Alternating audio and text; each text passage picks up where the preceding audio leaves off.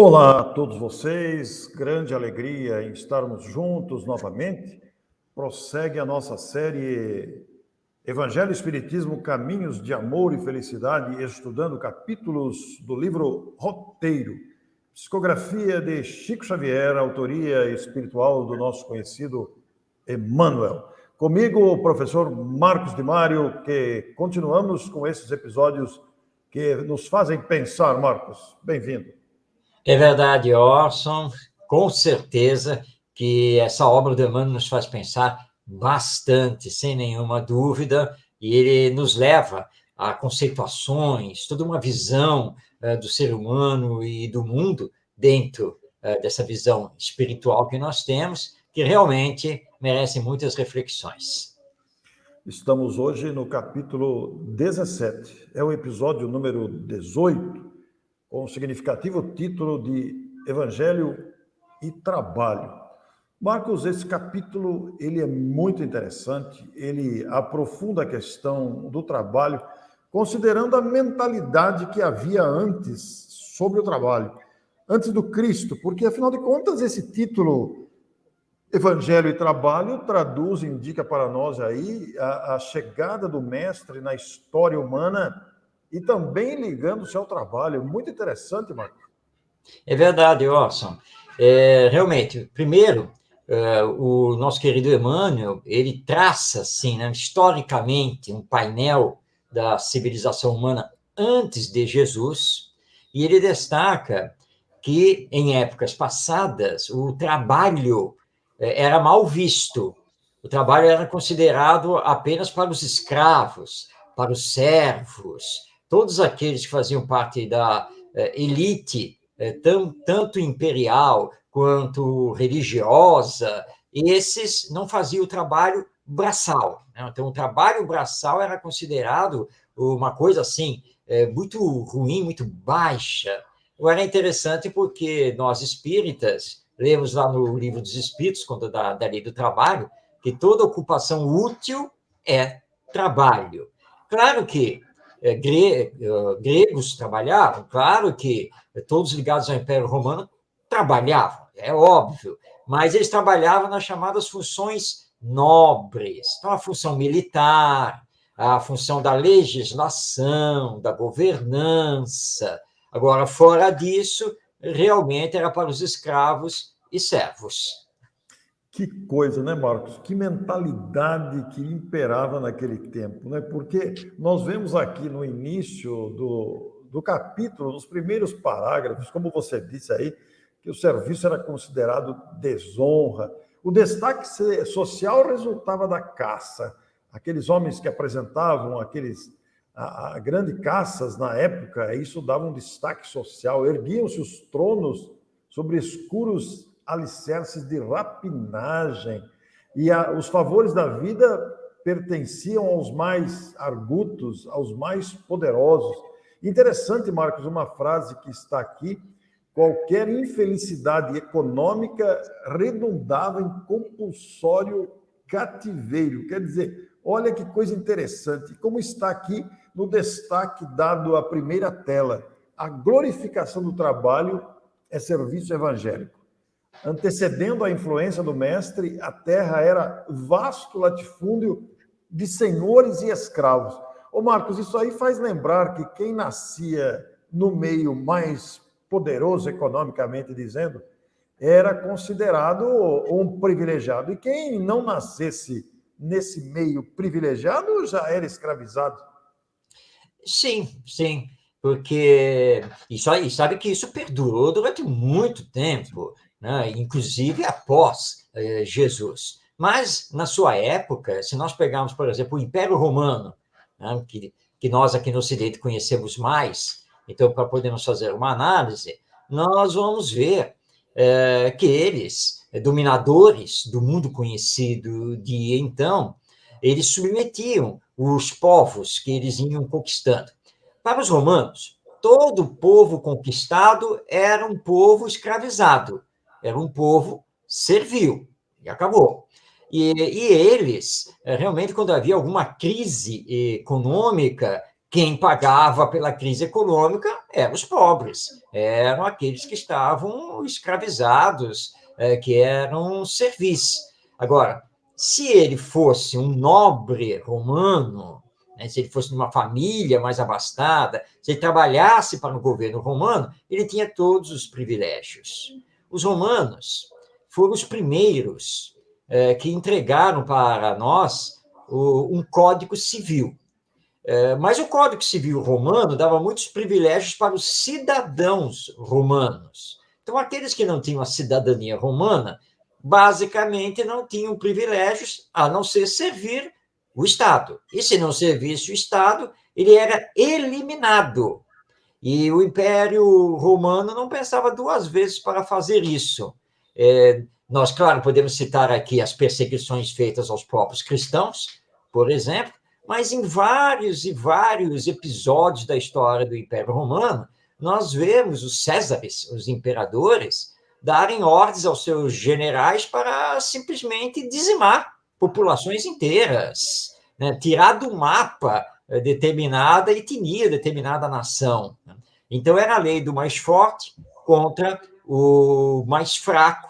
E aí nós vemos que, realmente, ou você era um cidadão romano e conseguia o privilégio da lei, ou você, basicamente, não era nada.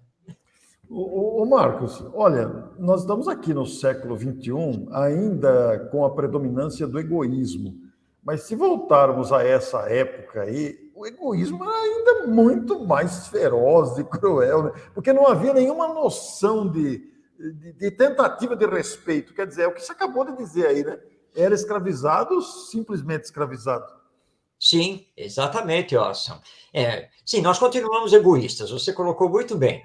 Continuamos. Mas, naquela época, o egoísmo estava aliado à crueldade, Isso. que se considerava algo normal. Era normal, claro. Por quê? Porque o outro não é nada, e como o outro não é nada, aí ele não pode me atrapalhar, ele não pode atrapalhar o Estado. E como ele não é nada, ele pode ser perfeitamente eliminado. Agora, os romanos, eles não faziam a eliminação pela eliminação, eles usavam da crueldade. Não sei se você sabe, Austin, todos que estão acompanhando aqui a nossa série, mas em batalhas, normalmente as tropas romanas, elas eram dirigidas por mais de um general. Então, tinham as tropas de um general, tinham as tropas de outro general. Quando a batalha terminasse com a vitória romana, os soldados iam a campo para arrancar as flechas dos corpos dos inimigos. Mas por que eles faziam isso? É que as flechas eram marcadas a qual tropa ela pertencia, ou seja, a qual general. Então, a contagem das flechas é que ia dizer qual general romano tinha sido mais vitorioso. Só é a crueldade da crueldade, né? A bestialidade, não levar, não ter nenhuma reverência pela vida, nada. Porque, para eles, os outros, ou seja, os não romanos, não eram nada. E aí você tem esse egoísmo com a crueldade. Incrível isso, né? É muito interessante. Agora, em todas as épocas, Marcos, como o próprio Emmanuel ressalta aqui, sempre houve na Terra espíritos mais nobres. E naquela época também havia espíritos mais evoluídos do que a maioria das criaturas encarnadas. E esses espíritos, destaca Emmanuel aqui, mais nobres, na maioria das vezes, demoravam-se na subalternidade absoluta, suando e gemendo para sustentar o carro púrpuro dos opressores. Então, o Emmanuel vai destacar isso. Pululavam escravos de todos os matizes e somente a eles era dado o dever de servir como austera punição. Roma, inclusive, jazia repleta de cativos tomados ao Egito e à Grécia. Olha que história sangrenta da Gália e ao Ponto. Só na Revolução de Espartaco, no ano de 71, Emmanuel faz essa informação aqui, antes da era cristã, foram condenados à morte 30 mil escravos, cuja única falta era aspirar ao trabalho digno em edificante liberdade. Marcos, que absurdo, rapaz, essa luta sangrenta por conquistar a liberdade num trabalho digno. Que luta a história humana, viu? É verdade, Orson. É por isso que nós precisávamos da presença de Jesus aqui na Terra. era preciso dar um basta, né? Era preciso dividir, né, essa história da humanidade para que nós passássemos a compreender a lei de amor. Porque realmente essa história antiga, antes de Jesus, é uma história de barbárie. E é interessante porque os nossos historiadores chamam todos esses povos de civilização, né? Civilização romana, civilização grega, civilização persa, assim por diante. Mas quando nós estudamos o Espiritismo através do Livro dos Espíritos, nós vamos entender que eles não tiveram nada de civilização, porque numa civilização, uma verdadeira civilização, o bem deve predominar sobre o mal. Quer dizer, ninguém pode morrer de fome, não pode haver essa crueldade. Então, na verdade, nós deveríamos ter outro nome, né, para não chamá-los realmente de civilização, que nós ainda não somos. Os espíritos superiores são muito claros. Nós somos uma sociedade intelectualmente mais avançada, mas estamos longe de ser, de fato, uma civilização. Ô Marcos, lê por favor a tela número 2 que nós colocamos. Vamos lá, o nosso querido Emmanuel, continuando seu texto, e ele vem nos dizer: com Jesus, no entanto, nova época surge para o mundo. O ministério do Senhor é, sobretudo, de ação e movimento.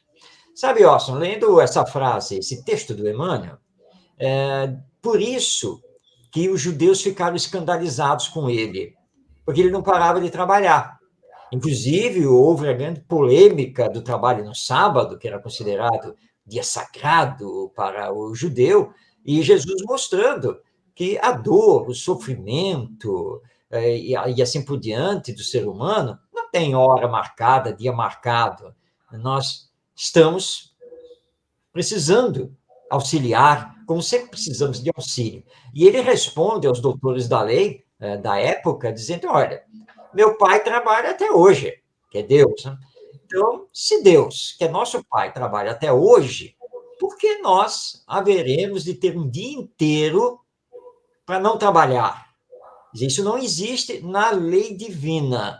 Então, nós temos que trabalhar, temos que estar sempre em movimento. Isso era um escândalo para os judeus, e, na sequência, quando o cristianismo começa a se espalhar pelo Império Romano, passou a ser um escândalo para os romanos.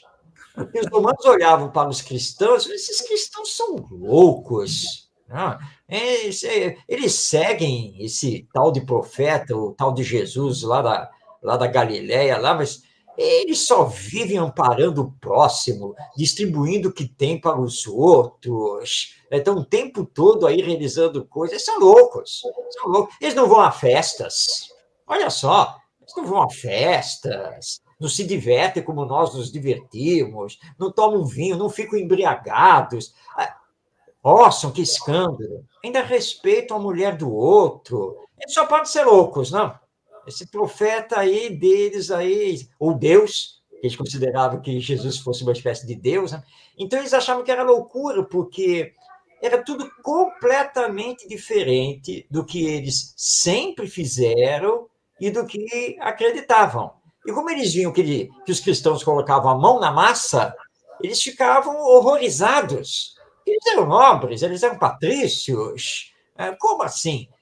Quando eles viam que um patrício romano, um nobre romano, se convertia ao cristianismo, a primeira coisa que essa pessoa fazia era entregar os seus bens, era começar a se vestir de uma forma mais simples. Aí eles achavam que isso era uma loucura, que ia acabar com a humanidade se aquilo continuasse. E aí começaram as perseguições. Pois Jesus e os seus contemporâneos que o seguiam, que o acompanhavam, e que sensibilizavam-se com a sua atuação de ação, de movimento, Jesus curava as pessoas, Jesus atendia os aflitos, consolava com a sua voz, com o seu olhar, com o toque. Jesus revolucionou a sua época e as pessoas que com ele travavam conhecimento, buscando-o. E esta ação de Jesus, esse movimento de fraternidade estimulado por Jesus através do próprio exemplo pessoal, contagiava os seus seguidores, né? E aí incomodava aqueles que viviam omissos, indiferentes, nesse processo todo que nós estamos falando aqui nesse episódio de hoje sobre crueldade e indiferença e egoísmo feroz que se tratava naquele tempo, né? Então, nós vemos que Jesus, nas mais diversas funções de atendimento às aflições humanas, demonstrava trabalho e estimulava o trabalho de atender às carências humanas que, como hoje, se apresentam tão diversificadas. Isso modificou todo o esquema que se apresentava ali na vivência daqueles homens e mulheres.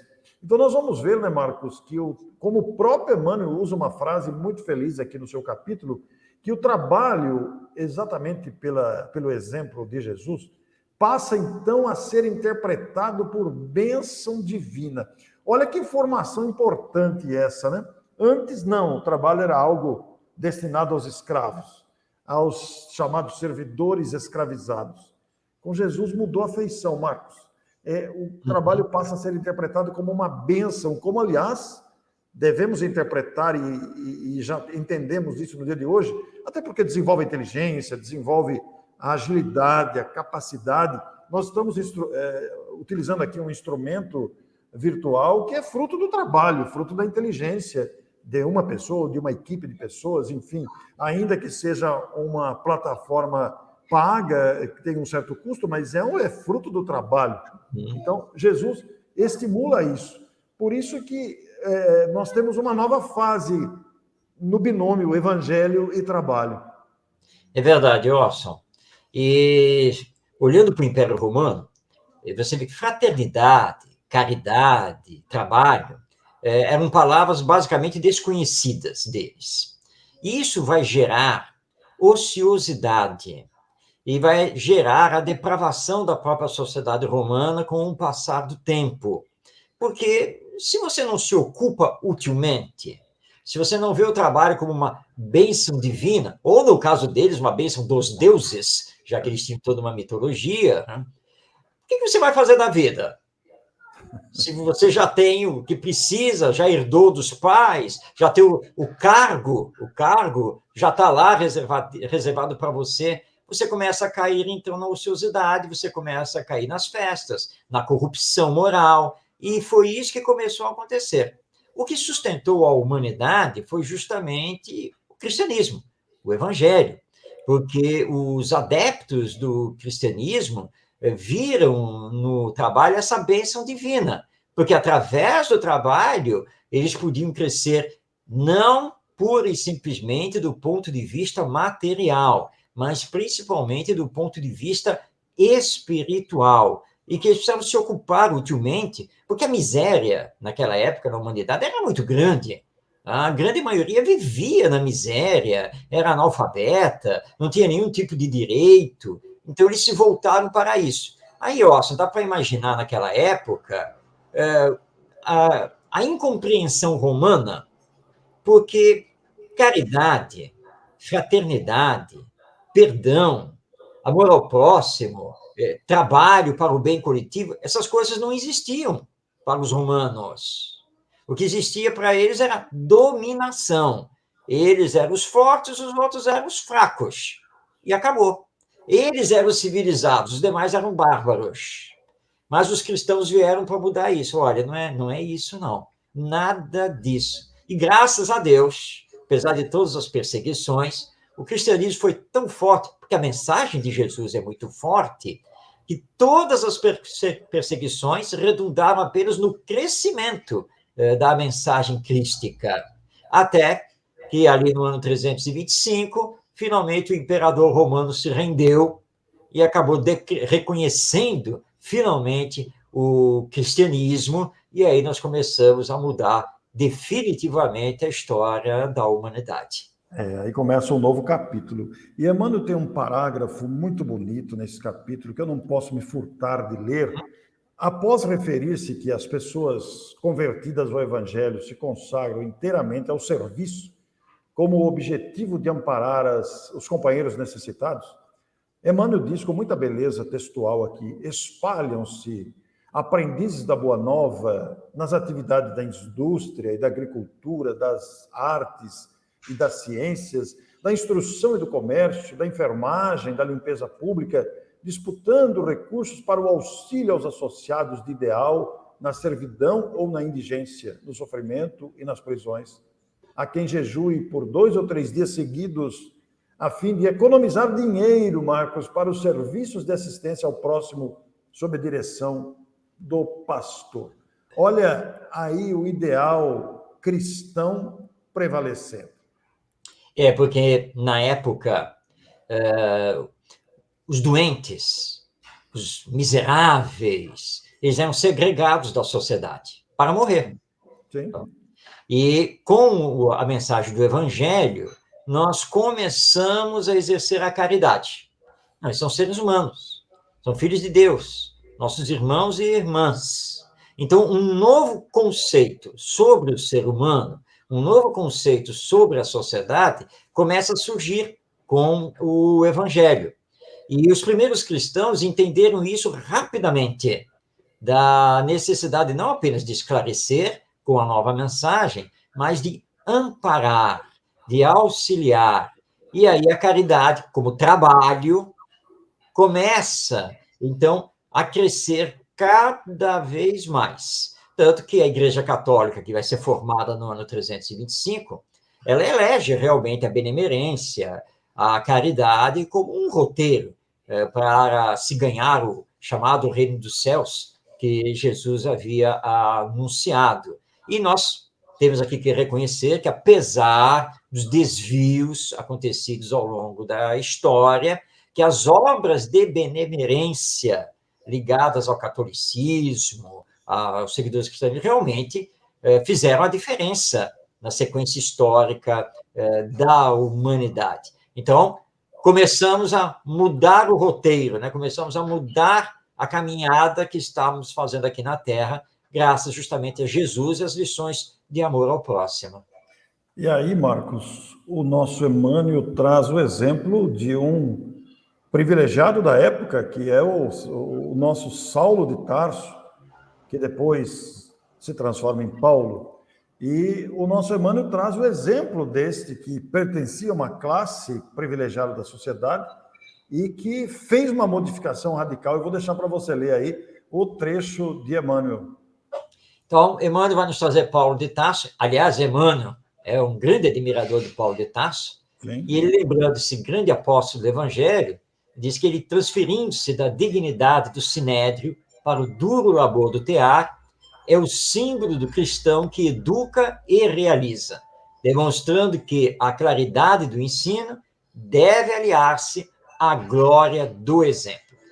Trazer Paulo de Tarso, é realmente espetacular, porque Paulo, ao sair da toga de doutor da lei judaica, de não pertencer mais ao sinédrio e abraçar o cristianismo, ele não apenas mudou a sua vestimenta para ser agora um homem do povo, mas ele foi muito claro, logo no início do apostolado, que o cristão, o seguidor de Jesus, não deveria pesar na economia da sociedade. Ele não deveria viver de donativos, da ajuda do próximo. Ele deveria trabalhar. Paulo, na sua infância, como era comum entre os judeus, ele aprendeu a profissão do pai. O pai era tecelão, e na sequência ele vai se tornar lá na cidade de Tarso um mercador de tecidos. Então, Paulo sabia trabalhar no tear. Paulo era um tecelão. Então, o que ele faz a partir dali que ele abraça o cristianismo? Por todos os lugares que ele ia, ele trabalhava braçalmente no tear, nas lojas e tendas que confeccionavam os tecidos. Ele fez isso a vida toda, mostrando, então, que é preciso dar o próprio exemplo. E Paulo de Tarso foi esse exemplo. Humilde, simples, trabalhando no tear, se sustentando para não pesar a ninguém, fazendo as campanhas, espalhando o evangelho, e virou um símbolo para todos os cristãos e que deve ser um símbolo para nós até os dias de hoje. Ô Marcos, referindo-se a esse grande personagem do evangelho, neste capítulo que tem o título Evangelho e Trabalho, a lembrança da trajetória de Paulo Tarso, talvez seja o melhor exemplo para esse capítulo aqui, né? Porque, olha, que coisa, essa conexão que há entre evangelho e trabalho, como você disse, vivendo, né? Dando exemplo mesmo, só poderia vir de um espírito desse quilate mesmo. É verdade, né? Eu gosto muito de ler sobre Paulo de Tarso, estudar sobre Paulo de Tarso. Aliás, nós temos duas obras principais, vamos dizer assim. Tem várias na literatura espírita sobre Paulo de Tarso. Vou destacar duas aqui. A primeira, e não poderia deixar de ser, é o magnífico romance Paulo e Estevão, também de autoria do Emmanuel, através do Chico Xavier. Mas vou destacar aqui também um outro livro que não é tão conhecido, mas é muito importante, que é o livro Paulo, um Homem em Cristo. O autor é o Rui Kremer. O livro é da Federação Espírita Brasileira e vale a pena fazer a leitura dessas duas obras, porque você fica impressionado realmente com Paulo, tudo que ele fez, tudo que ele enfrentou e sempre trabalhando. Porque para ele, como deve ser para todos os cristãos, trabalho é o que dignifica. Trabalho é que eleva. E quando você faz o trabalho à luz do evangelho, você se espiritualiza, né? E você está levando os outros a compreenderem essa mensagem magnífica que nos mostra que quando você trabalha é quando você consegue, de fato, se desenvolver rumo à sua perfeição. Perfeito, Marcos, perfeito. E o Emmanuel encerra o seu magnífico capítulo Trabalho e Evangelho com este parágrafo que nós vamos ler. E até hoje, honrando no trabalho digno a sua norma fundamental de ação, o cristianismo é a força libertadora da humanidade nos quadrantes do mundo inteiro. Bonito isso, Marcos. Extremamente profundo para a nossa reflexão esse final do capítulo 17 desta notável obra. É verdade, Orson. Trabalho digno, né? Então, ou seja, a ocupação útil. E com o cristianismo, sem nenhuma dúvida, nós nos libertamos, né? E o Espiritismo veio nos auxiliar a isso, porque o Espiritismo veio reviver em espírito e verdade o cristianismo, né? O Evangelho, as lições morais do nosso Mestre Jesus. Então, compreendamos isso, nós que somos espíritas e também cristãos, que precisamos sempre estar ocupados utilmente, pensando sempre no bem do outro, no bem coletivo, porque é isso que vai nos moralizar, isso que vai nos espiritualizar, e podemos retornar depois à pátria espiritual com a consciência tranquila de que, usando as nossas forças, nós tentamos fazer o nosso melhor de acordo com as lições do Evangelho. E eu encerro aqui agradecendo a sua atenção com esse destaque dado pela frase de Emmanuel, né, que o cristianismo coloca como norma fundamental de ação o trabalho digno. Olha que coisa importante esta definição de Emmanuel aí no último parágrafo do capítulo. Muito obrigado, Marcos de Mário, muito obrigado a você que nos acompanhou. Este é o episódio número 18. Na próxima semana nós temos o episódio número 19, em que, aliás, o capítulo 18, na próxima semana, o episódio 19, Evangelho e Exclusivismo. Vamos continuar com a nossa série na próxima semana. Até lá, muito obrigado a você. Fiquem bem.